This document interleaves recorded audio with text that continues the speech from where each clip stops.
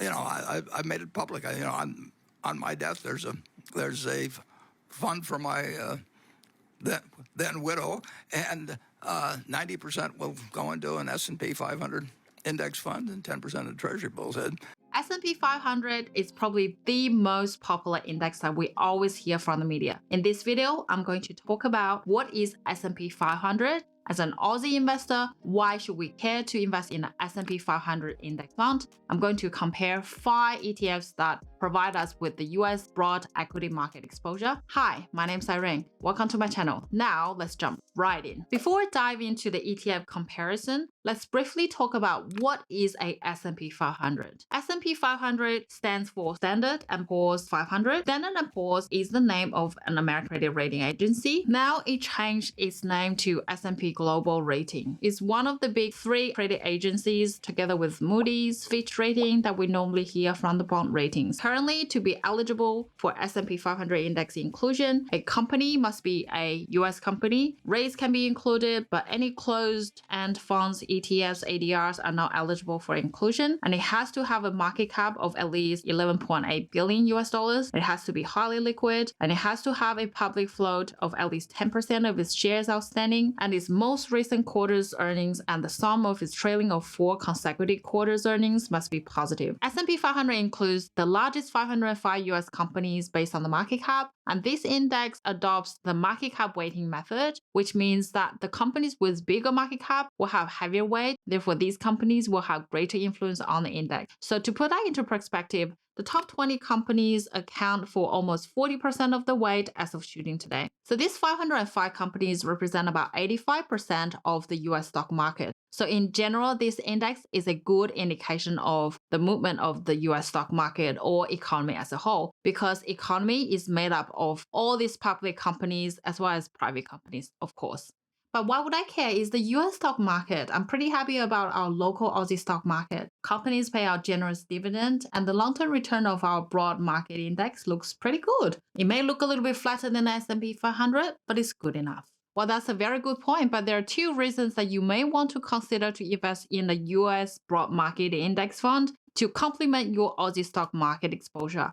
1. If we look at the global equity market, Australia only accounts for 2.4% and the US takes up almost 60% of it. Second, if we look at one of the broad Aussie equity market index, ASX 300, our market is heavily tilted to the financials and the mining sectors, and it seems to be lacking the information technology, which is the US top performing sector. Warren Buffett has said in the media a couple of times that he would invest in the S&P 500 index fund in a second. And John Bogle, founder of Vanguard, who also invented the very first index fund, even advocated to only invest in the US broad share market index fund. Of course, S&P 500 is not the only index that gives us the US broad equity market exposure. The other index is the CRSP US Total Market Index, which essentially gives us all the fish in the pond. So not only the 85% of the large cap companies, but also the mid cap and the small cap companies. Now we know which indices that can provide us the US broad share market exposure, but we may see the index price, but we can't invest in the index directly. We have to invest in an index mutual fund or index ETF that track the indices. The ETFs that I'm going to compare today are SPY, SPY, IVV, IHVV, QUS, and VTS. I know there are other ETFs that track the S&P 500 with their special investment strategies such as GGUS, BetaShares, Geared US Equity Fund. So this is a hedge fund that uses roughly 50% of the borrow funds and 50% of the funds collected by the investors to invest in the S&P 500 stock. But this is beyond the scope of our topic today because we only want to focus on the straightforward passive ETFs that gives us the US broad stock market exposure. Now, firstly, let's group up the ETFs that we're going to compare. SPY, SPY, and IVV are the 2 comparable apple and apple that tracks S&P 500 based on market cap weighting method. And IHVV is the slightly tweaked ETF version of IVV with the currency hedge function. And QUS tracks the S&P 500 but with equal weighting method, so technically it's tracking a different index, which I will elaborate in a minute. And VTS tracks the CRSP US Total Market Index, so a different index.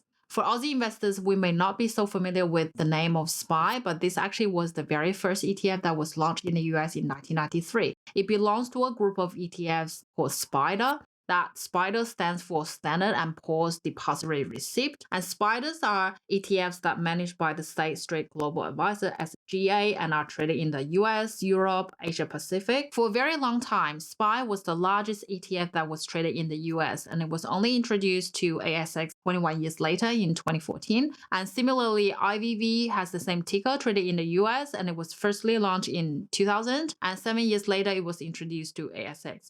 And VTS actually is following the US traded ticker VTI that was firstly launched in 1992. We see the font size. Obviously, SPY is not that popular in Australia as of it in the US. VTS had the same management fee as IVV, 0.04%, but in 2019, Vanguard reduced the VTS management fee by 1 basic point, and that made VTS probably the cheapest ETF on ASX. I talk about the NAV, the net asset value of an ETF. Is not an indication of an ETF being expensive or cheap in this video here with an example. Having said that, with SPY and IVV's market price 600 plus, they definitely set a higher bar for some investors to even buy one share of the ETF. Now, let's look at the performance. SPY, IVV, and VTS almost overlapping all the time. IHVV underperform most of the times, with sometimes outperform, and QS underperform most of the times and only outperform occasionally.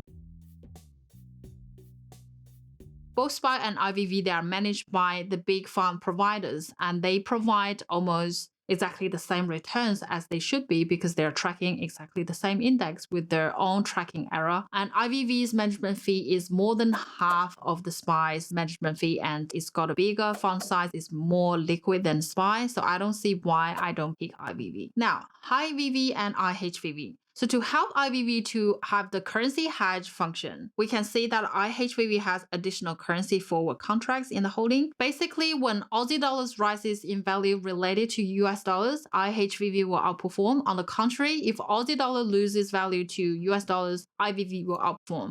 I personally don't think the additional management fee is worth it to get the long-term consistent outperformance. QUS is the only ETF that follows the equal weighting method, and QUS offers more protection if larger sectors experience downturns and provides increased exposure to smaller cap companies that tend to have greater potential to grow. The management fee of QUS is definitely the highest because it follows the equal weighting method. Unlike the market cap weighting method, which rebalancing itself based on the changes in prices, equal weighting method needs more frequent rebalancing to make sure each component is equally weighted. That's why we see the management fee of QUS is the highest. Equal weighted ETF should outperform the market cap weighted ETF in the long run, but the transaction costs tend to drag it closer. For SPY or IVV versus QUS, we haven't seen this happen for 7 years. Now we filter it down between IVV and VTS. So between these two, it's really up to you if you want to only capture that 85% of the US share market, or you want to scoop up the mid cap and the small cap US companies as well.